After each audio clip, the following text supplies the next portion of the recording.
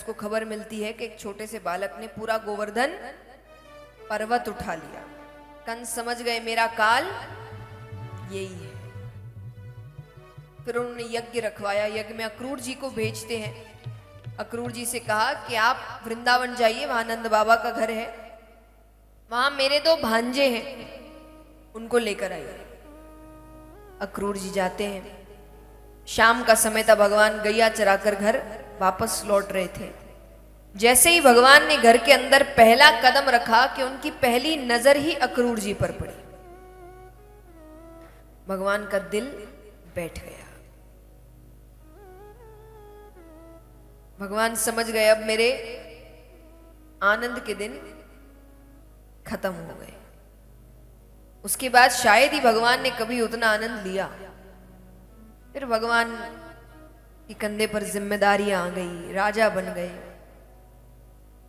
तो यहां पर भगवान आते हैं। नंद बाबा ने अक्रूर जी से कहा कि अब तो दोनों बच्चे भी आ गए, बताइए आपका कैसे आना हुआ। अक्रूर जी ने कहा कंस ने एक यज्ञ करवाया है और दोनों बच्चों को निमंत्रण भेजा है, अगर वो आना चाहे तो। यशोदा मैया कहे मेरे बच्चे नहीं जाएंगे। अरे नंद बाबा कहे क्यों नहीं जाएंगे, इसी बहाने मथुरा घूम आएंगे। मथुरा शहर था उस वक्त, क्योंकि वहां पर राजा रहते थे, तो हर चीज उपलब्ध कराई गई थी, मेले लगते थे बड़े बड़े। तो नंद बाबा ने कहा इसी बहाने मथुरा घूम आएंगे। ठीक है। दोनों बालक निकलने की तैयारी करते हैं। यशोदा मैया ठाकुर जी को कहती है कन्हैया देर मत करना, जल्दी लौट आना। तू पास नहीं रहता ना, मेरे हृदय में बहुत पीड़ा होती है। भगवान ने कहा मैं जल्दी लौट आऊंगा। भगवान अंदर से जानते थे वो अब वापस नहीं आएंगे। भगवान निकलते हैं। बीच रास्ते में गोपियां रोकती है, हम कृष्ण को नहीं जाने देंगे। भगवान ने कहा तुम कहोगी तो मैं नहीं जाऊंगा, लेकिन बस इतना बता दूं कि अगर मैं नहीं गया तो मुझे बड़ा दुख पहुंचेगा। गोपियां कहती है हम तो चाहते हैं हमारे सारे सुख तुम्हें मिल जाए और तुम्हारे सारे दुख हमें मिल जाए। अगर तुम्हें जाने से खुशी मिलेगी तो जाओ, पर जल्दी लौट आना, क्योंकि तुम्हारे बिना वृंदावन वृंदावन नहीं रहता। भगवान जाते हैं। कंस के द्वार पर पहुंचते हैं। कंस ने द्वार पर एक धनुष लटकाया था। वो धनुष केवल कंस का काल ही तोड़ सकता था।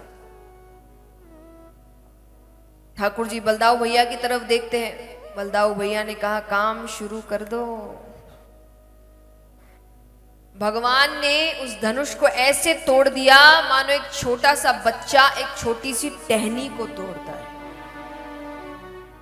अब भयानक आवाज होती है। वो आवाज कंस के कमरे तक जाती है। कंस समझ गया मेरा काल प्रवेश कर चुका है। कंस ने कई दैत्यों को भेजा, एक मदमस्त पागल हाथी को भेजा। बलदाऊ भैया कहते इनको मैं संभाल लूंगा, तुम अंदर जाओ। भगवान कंस के पास जाते हैं। दोनों के बीच युद्ध होता है। अंत में अधमरी हालत में नीचे पड़ा है, माफी मांग रहा है। किस बात की कि वो मारे ना, इस बात की, बाकी अपने आप का बचाव कर रहा है, माफी मांगने लगता है। पर भगवान को इतना क्रोध आ रहा है, भगवान उसके ऊपर बैठे हैं कि भगवान ने मुट्ठी, दोनों हाथों से मुट्ठी बांधी और तब तक उसके छाती पर प्रहार किया जब तक उसकी मृत्यु नहीं।